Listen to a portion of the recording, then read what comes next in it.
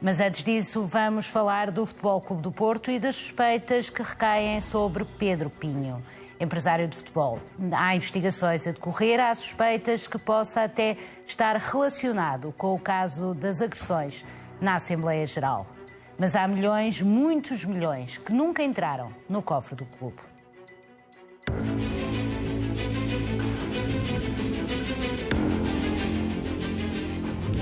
Foi em novembro de 2023. A Assembleia Geral Portista já se previa quentinha. André Vilas-Boas perfilava-se como alternativa. E quem o apoiasse estava contra Pinto da Costa.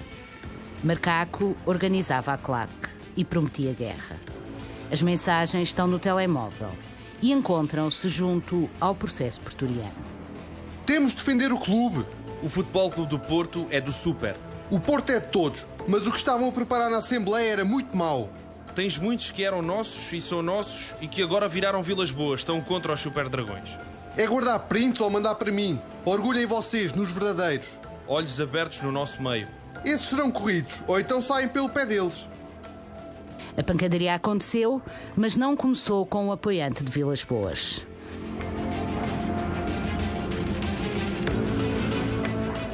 O primeiro e último a falar é Henrique Ramos, conhecido como Tagarela, que lança a polémica dos bilhetes. O caos instala-se.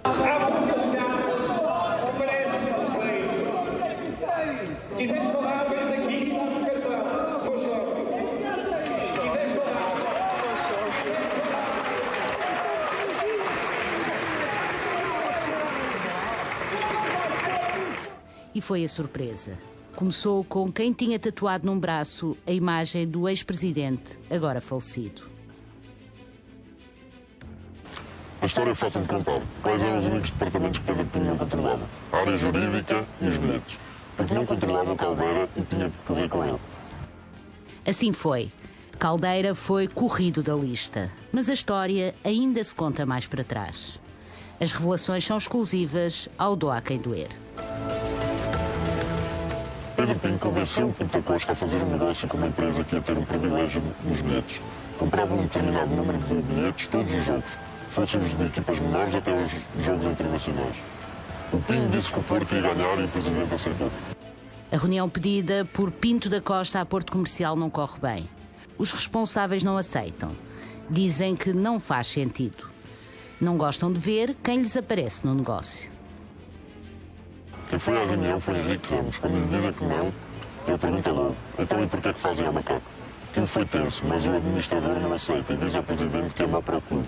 A ideia é afastada, mas as pressões continuam. A mesma testemunha próxima do processo garante que Pedro Pinho e Henrique Ramos voltam à carga.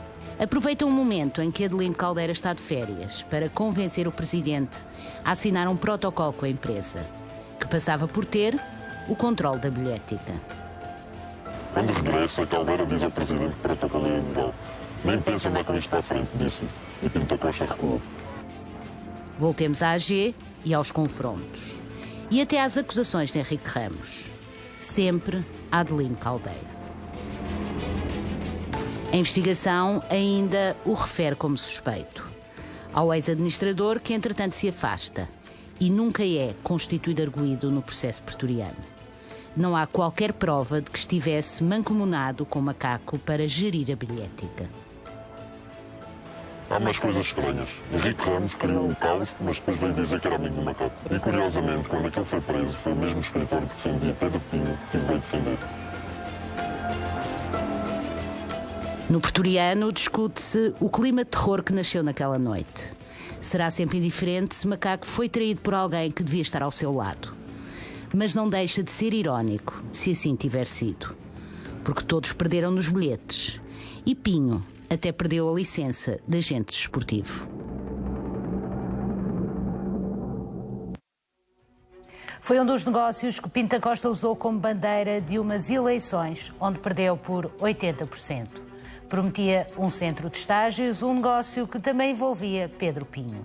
Não se realizou, Vilas Boas acabou com a intenção.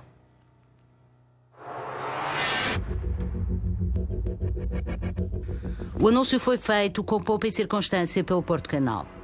Dava conta da nova Academia do Futebol Clube do Porto que ia nascer na Maia, com o arranque da construção prevista para o primeiro trimestre de 2024. Pinto da Costa, durante o seu discurso na gala Dragões de Ouro, falava de uma parceria com a Câmara Municipal da Maia e dizia que o financiamento estava garantido. Havia uma parte dos terrenos que era da Câmara da Maia, mas havia ruínas paleolíticas no subsolo e todos sabiam que não havia capacidade construtiva. Era ideal para o centro de terrenos. Era um negócio aparentemente perfeito para o clube. A Câmara vendia os terrenos por tudo em meia. E o centro de estágio nascia para os azuis e brancos. A ABB e o Pedro Pinho começam a comprar os terrenos agrícolas ao lado. Não gastaram muito. O valor daquilo era baixo e às tantas a área já era muito grande. Os pormenores deste negócio são revelados depois ao Doa a quem doer, por quem acompanhou os contornos das negociações. Depois há um concurso relâmpago que conta com o voto de uma vereadora que era familiar de Pedro Pinho. O caso chega a ser denunciado na Maia. Foi Francisco Vieira de Carvalho, vereador socialista, que o denunciou. Quem entra no processo de compra foi uma empresa de Braga, chamada ABB, em relação aos tais hectares que o Futebol Clube do Porto diz que são deles. Não sabemos quem é o dono de quê ou fica com o quê. O uso vai ser do Futebol Clube do Porto SAD, mas quem vai ser o dono faz a construção e a renda. Não é o Futebol Clube do Porto, mas sim a ABB de Gaspar Borges. Pedro Pinho, pelos vistos, também estará com Kohler e Borges. O Futebol Clube do Porto é que vai usar, mas existe negócio antes disso. Mas metade dos imóveis já foram comprados pela ABB. Pinto da Costa nunca acreditou que podia estar a ser enganado. Pedro Pinho era mais do que seu braço direito. Foi fácil convencer o presidente. Esse era o sonho dele. Deixaram o centro de estágios. Disseram que ia conseguir. Rapidamente se percebeu que o que era de graça, afinal nunca o foi.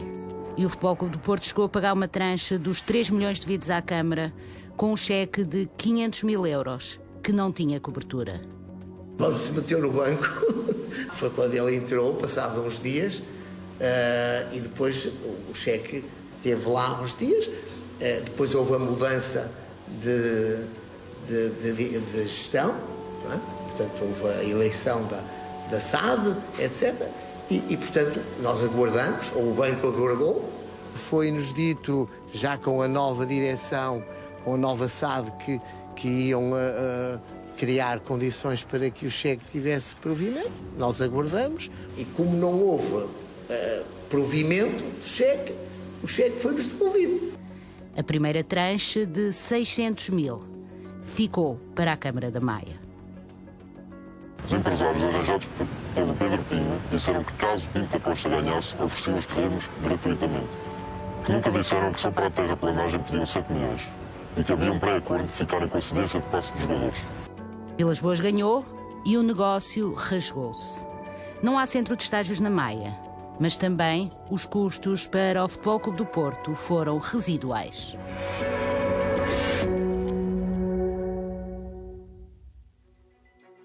A auditoria feita pelo Futebol Clube do Porto a alguns negócios envolvendo jogadores revela 50 milhões de euros em comissões não explicadas. A auditoria já está no Ministério Público, mas há muito mais sob investigação. Pedro Pinho, agora expulso pela FIFA do cargo de empresários de jogadores, está no centro de todas as polémicas. Pedro Pinho, para muitos, um ilustre desconhecido. Para tantos outros, um empresário de futebol com mais influência no período de gestão de Jorge Nuno Pinto da Costa.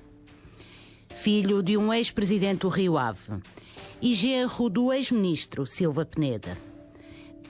Pedro Pinho salta para as páginas dos jornais em abril de 2021. Era um encontro em Moreira de Cónegos com o Futebol Clube do Porto e Pedro Pinho agride um jornalista.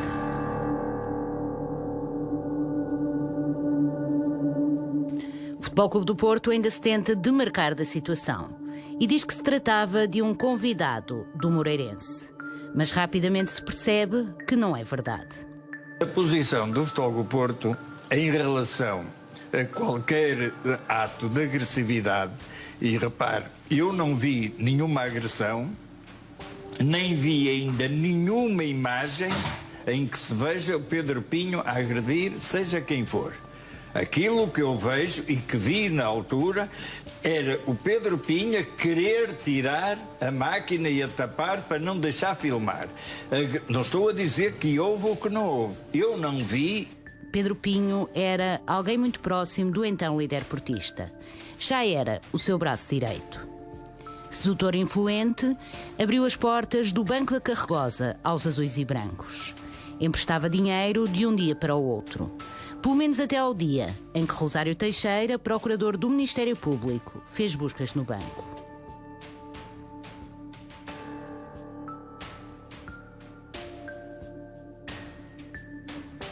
Foi no âmbito da Operação Prolongamento. Voltemos a 2021 e a agressão em Moreira de Cónegos. Pedro Pinho é condenado em primeira instância a 2 anos de prisão com pena suspensa. A relação confirma a pena e diz que o recurso é totalmente improcedente. A 6 de junho de 2024, a FIFA expulsou da atividade de agente credenciado. Já Pinta Costa não era presidente portista. O tempo dourado de Pedro Pinho acabava.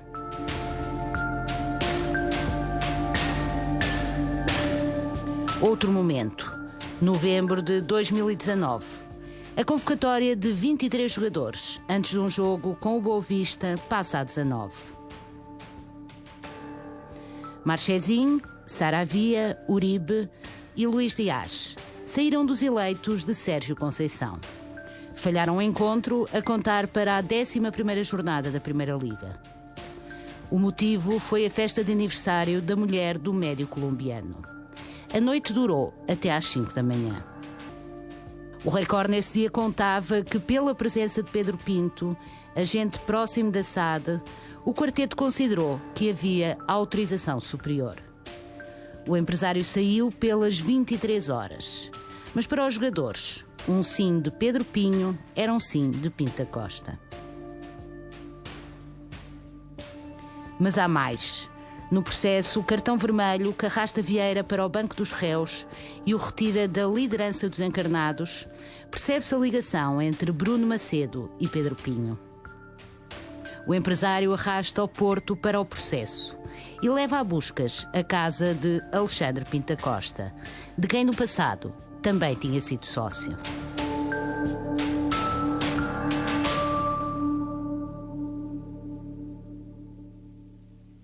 São vários os negócios em investigação e 3 deles são de facto impressionantes em termos de montantes.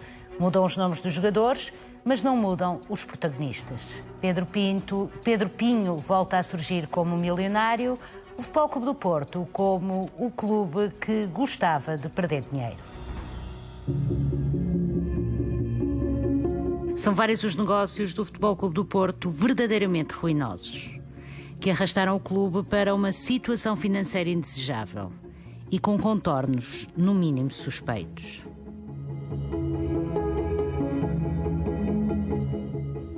Vamos recuar à época 2019-2020. O Futebol Clube do Porto compra Éder Militão. Custa 7 milhões de euros. Os azuis e brancos pagam 1,5 milhões de comissão. E nessa altura ainda nem se tinha ouvido falar de Pedro Pinho. O mesmo relatório e contas diz-nos que o Porto comprou apenas 90% do passe. Voltamos à informação aberta. Um ano depois, o relatório e contas de 2020-2021 diz-nos que o Porto ainda não pagou Éder Militão. Mas afinal não são 7 milhões. São 3,475 milhões. Faltam 3,525 milhões, que parecem ter desaparecido do mapa. Não se sabe se saíram do Futebol Clube do Porto. Não se sabe para onde foram. Mas há mais. Há registros de que via PP Sport, a empresa de Pedro Pinho, são cobradas outras comissões. O Porto paga ao empresário 500 mil euros pela compra ao São Paulo.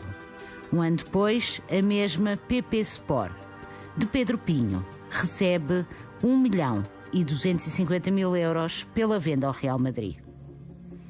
Acontece tudo num curto espaço de tempo. Éder Militão chega e deslumbra.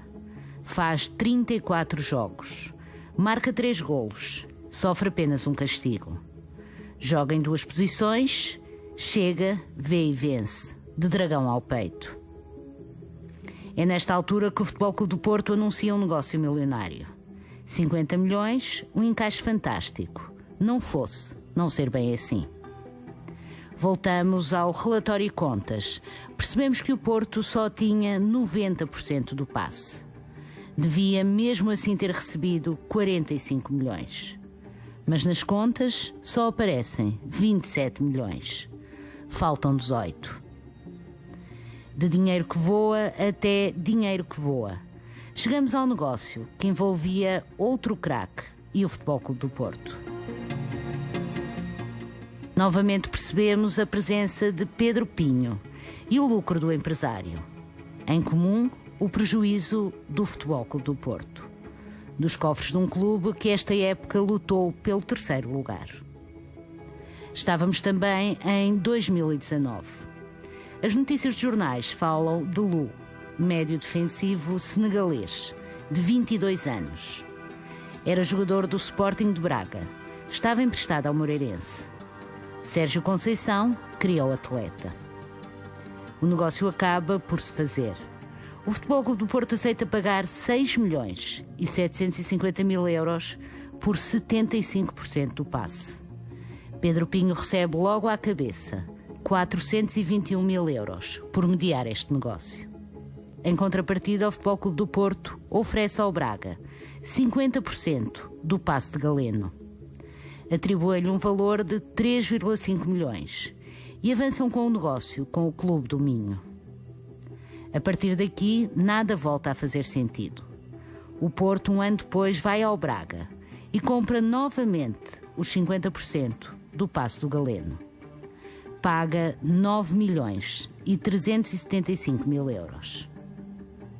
Há quem garanta que este negócio, ruinoso para os azuis e brancos, foi acertado no casamento do filho de António Salvador. Aí vemos, em fotos publicadas na altura, Pedro Pinho e Jorge Nuno Pinto da Costa. E, claro, António Salvador, presidente do Sporting de Braga. Mais um negócio envolvendo um outro craque da nossa praça. Taremi, iraniano, chega ao Porto, vindo do Rio Ave. O clube paga 4.725.000 euros e 162.000 euros são imediatamente de comissões. Taremi torna-se rapidamente um dos jogadores mais importantes do plantel. Faz 182 jogos, marca 91 golos, faz 47 assistências. Chegamos a 2023. O jogador já tem 31 anos e o Futebol Clube do Porto sabe que, passado uns meses, o jogador será livre. Não haverá venda, o clube terá de o libertar a custo zero. Aí começam as conversações entre Porto e AC Milan. O Porto aceita vender por 15 milhões. O negócio fica fechado, os dragões iam fazer um encaixe considerável por alguém que dentro de meses ia sair a custo zero. No dia a seguir, os italianos falam com Taremi, que lhes dá conta de que mudou de empresário nas últimas horas. Volta a surgir Pedro Pinho, o grande amigo de Jorge Nuno Pinto da Costa. Era com ele que os italianos deviam falar. O resto pode ler-se nas notícias da altura. É um jornalista italiano que acusa Pedro Pinho de enganar o Futebol Clube do Porto.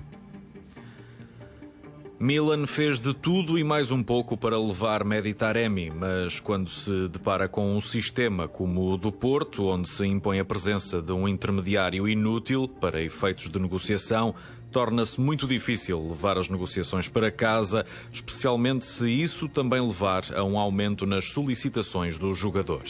Os pedidos de Pedro Pinho em termos de comissões estavam fora de qualquer lógica e assim gritou o Milan, apesar do acordo com o Porto para 15 mais 3 em objetivos. Há também notícias do Correio da Manhã. Nesse mesmo dia, dá-se conta de que foi Pedro Pinho quem estragou o negócio com os italianos. Exigia 5 milhões, em cima dos 15 que o Porto já ia receber. Resultado, no final da época, Taremi sai do Porto rumo ao Inter. Mas os azuis e brancos recebem 0. Perdem mais uma vez, enfraquecem os cofres e hipotecam a época seguinte.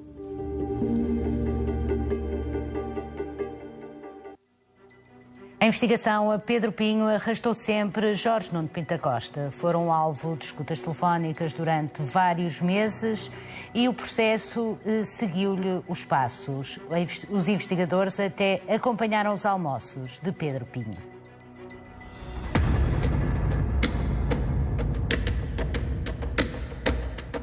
2 dias depois do juiz Carlos Alexandre ter decretado as medidas de coação no processo Cartão Vermelho, um Porsche Taycan estacionou no parque do restaurante Dona Júlia, em Braga, ao lado de um Mercedes Classe S e de outra viatura da mesma marca, mas de um modelo inferior. Escondidos algures na estrada da Falperra, 2 inspectores tributários registaram e fotografaram todos os movimentos das 4 pessoas. Tratavam-se dos empresários de jogadores, Bruno Macedo e Pedro Pinho, o comissionista Hernani Vaz Antunes e Vespasiano Macedo, advogado em Braga e pai de Bruno Macedo, que é um dos arguidos da Operação Cartão Vermelho. A investigação tem a ver com um negócio da Altice e que pode ter levado a uma comissão de mais de 20 milhões de euros, também em prejuízo para o Futebol Clube do Porto. Além dos negócios ligados ao futebol, o procurador Rosário Teixeira e o inspetor tributário Paulo Silva também estiveram interessados no ramo imobiliário do pequeno grupo empresarial de Pedro Pinho. Resulta indiciado dos autos que, pelo menos desde o ano de 2012, vários agentes desportivos, entre eles José Pedro Pinho, acordaram com Jorge Nuno Pinto da Costa desenvolver um esquema destinado a gerar proveitos indevidos na esfera do respectivo dirigente, agentes e sociedades conexas através das quais desenvolvem os seus negócios. O tal esquema, ainda de acordo com o documento, funcionaria da seguinte forma. Para colocarem jogadores no Futebol Clube do Porto ou venderem jogadores do Futebol Clube do Porto, os agentes aceitam devolver aos dirigentes desportivos do mesmo clube, designadamente Jorge Nuno Pinto da Costa, parte dos montantes cobrados pela sua intervenção como intermediários nesses negócios. As buscas realizadas pelo Ministério Público e a Autoridade Tributária ao Futebol Clube do Porto tiveram como objetivo a recolha de prova acerca de pelo menos 15 negócios milionários que envolviam jogadores.